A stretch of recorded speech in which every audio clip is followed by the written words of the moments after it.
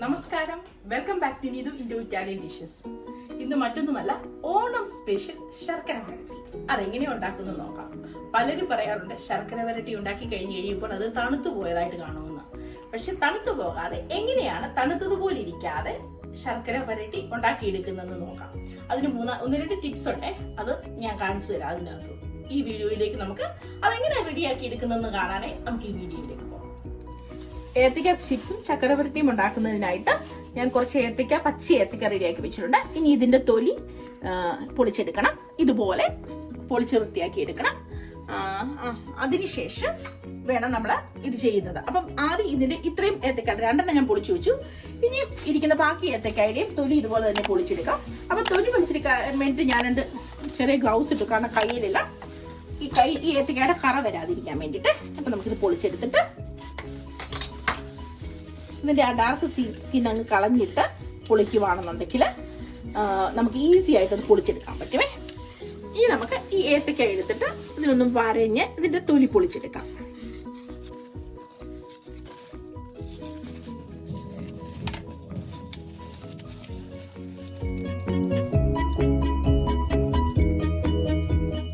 ഇതുപോലെ ഇത് മുഴുവൻ നമുക്ക് പൊളിച്ചെടുക്കാമേ.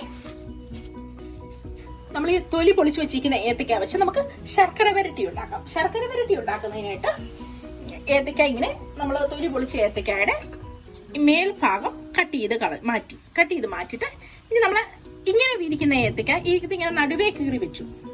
ഈ ഏത്തക്കയുടെ ശർക്കര വരട്ടിക്ക് ഒരു പ്രത്യേകതയുണ്ട്. നമ്മൾ അരിയുമ്പോൾ ഇങ്ങനെ വേണം അരിയാനുണ്ട്. അരിയുമ്പോൾ അതിന്റെ ലെങ്ത് കറക്റ്റ് ആയിരിക്കണം, അല്ലെങ്കിൽ ശർക്കര വരട്ടി ശരിയായിട്ട് വരത്തില്ല. നമ്മൾ പകുതി മൂപ്പ്, ചിലത് മൂത്ത് വരും, ചിലത് മൂക്കാതെ വരും. അപ്പം ഇത് ഇമ്പോർട്ടന്റ് ആയിട്ടുള്ളൊരു കാര്യമാണ്. എനിക്ക് മമ്മി എപ്പോഴും പറഞ്ഞു തരാറുണ്ട്. ഇത് നിങ്ങൾ ചെയ്യുമ്പോൾ ഇമ്പോർട്ടന്റ് ആയിട്ടുള്ളൊരു കാര്യമാണ്. ഇതിന്റെ എല്ലാം ഓൾമോസ്റ്റ് എങ്കിലും ഒരേ വലിപ്പം വരണം. ഇത് കണ്ടോ?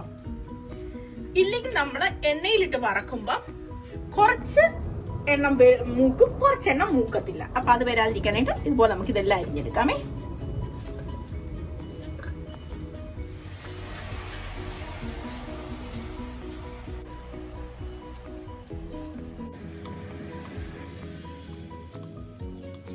ശർക്കര വരട്ടി ആക്കുന്നതിനായിട്ട് നമ്മൾ അരിഞ്ഞു വെച്ചിരിക്കുന്ന ഏത്തക്കായ ഒരു അടിക്കട്ടിയുള്ള പാത്രം വെച്ചു. അതിൽ എണ്ണ ഒഴിച്ചു. എണ്ണ നന്നായി ചൂടായിട്ട് വന്നിട്ടുണ്ട്. അതിലേക്ക് നമുക്ക് അരിഞ്ഞു വെച്ചിരിക്കുന്ന ഏത്തക്ക ഇട്ട് കൊടുക്കാം.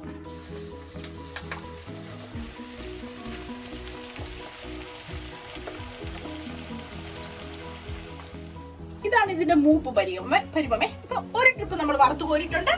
അടുത്ത ട്രിപ്പ് നമുക്ക് എണ്ണയിലേക്ക് ഇട്ട് വറുത്തെടുക്കാം.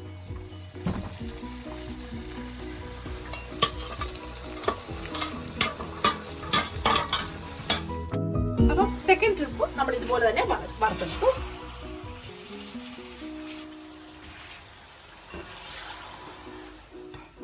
നമ്മൾ വറുത്തു കോരിയ കായ നിരത്തിയിട്ട് നല്ലതുപോലെ തണുക്കാനിരിക്കട്ടെ. കാരണം തണുത്തിട്ടാണ് നമ്മൾ ശർക്കര വരട്ടി ആക്കുന്നത്. അല്ലെന്നുണ്ടെങ്കിൽ ശർക്കര വരട്ടി തണുത്തു പോകും. അതായത് കായ അകം നമ്മൾ അതിൽ ശർക്കരയിൽ വരട്ടി എടുക്കുമ്പോൾ അതിന്റെ അകം നമ്മൾ കടയിൽ നിന്ന് മേടിക്കുന്നത് പോലെ തന്നെ നല്ല കട്ടിക്കിരിക്കണമെന്നുണ്ടെങ്കിൽ ഇത് നന്നായി തണുക്കണം. അപ്പൊ ഇത് നമുക്ക് തണുക്കണം. നമ്മുടെ ശർക്കര വരട്ടി റെഡിയാക്കി എടുക്കുന്നതിനായിട്ട് ഞാൻ 50 ഗ്രാം ശർക്കര അരക്കപ്പ് വെള്ളത്തിൽ അലിയിച്ചിട്ട് ഇതിലേക്ക് ശർക്കര ഒരെഴ വരുന്നിടം വരെയും നമുക്ക് തിളപ്പിക്കാം. അപ്പൊ അതിനായിട്ട് ഗ്യാസ് കത്തിച്ച് ഉരുളിക്കകത്ത് വെച്ചേക്കാണ്. നന്നായിട്ടൊന്ന് തിളച്ച് കുറുകട്ടെ. ഇപ്പൊ നമ്മുടെ ശർക്കര പാനി നന്നായി തിളച്ച് കുറുകി ഒരെഴയായിട്ട് വന്നിട്ടുണ്ട്. അതായത് നമ്മളിങ്ങനെ ഒഴിച്ചു നോക്കുമ്പോ ഇങ്ങനെ വിട്ട് വീഴണം. അതും അല്ല എന്നുണ്ടെങ്കിൽ നമ്മൾ കയ്യിൽ ഇങ്ങനെ നല്ല ചൂടാണ് എങ്കിലും ചെറുതായിട്ടൊന്നും കയ്യിൽ ഇങ്ങനെ വരും. ഒരെഴയായോ നോക്കണം. അപ്പൊ ഒരെഴ കൂടിപ്പോയാൽ ഒട്ടിപ്പിടിച്ച് വല്ലാതായി പോകും. അപ്പൊ ഇനി നമുക്ക് ഇതിലേക്ക് സൈഡെല്ലാം ഒന്ന് ഇളക്കി യോജിപ്പിച്ച് ഇതിലേക്ക് നമ്മൾ വറുത്ത് വെച്ചിരിക്കുന്ന ഏത്തക്ക ഇട്ട് കൊടുക്കാം. നന്നായിട്ട് ഇളക്കി യോജിപ്പിക്കാം.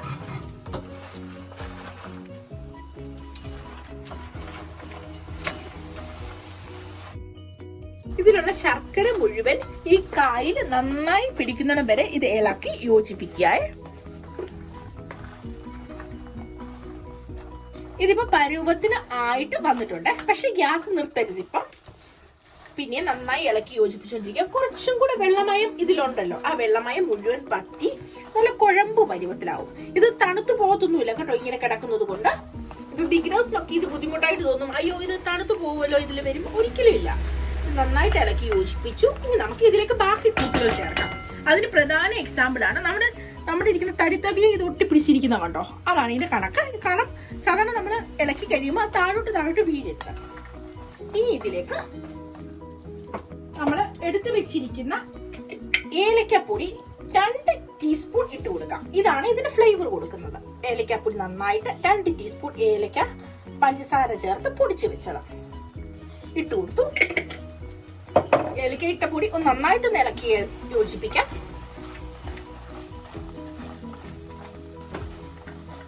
അതായത് ഏലക്കയുടെ ആ ഫ്ലേവർ നമ്മള് റെഡിയാക്കി വെച്ചിരിക്കുന്ന കായയില് എല്ലാം ഒന്ന് പിടിക്കട്ടെ. ഇനി ഇതിലേക്ക് നമ്മള് ചുക്കുപൊടി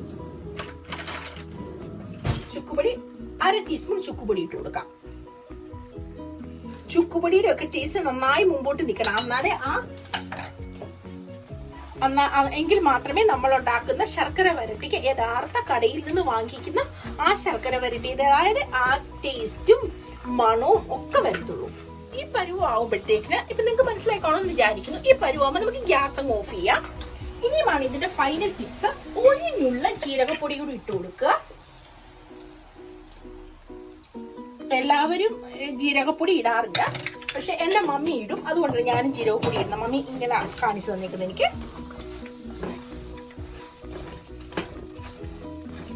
ഇത് നന്നായി യോജിപ്പിക്കുക. അവസാനമായിട്ട് സാധാരണ നമ്മുടെ നാട്ടിലൊക്കെ എല്ലാവരും അരിപ്പൊടിയാണ് ഇതിന്റെ പുറത്ത് വിതറുന്നത്. പക്ഷെ ഞാൻ ഇതില് അരിപ്പൊടിയല്ല ഇടുന്നത്. ഇതിന്റെ പുറത്തോട്ട് പഞ്ചസാര 2 ടേബിൾ സ്പൂൺ പഞ്ചസാര ആഡ് ചെയ്ത് കൊടുക്കും.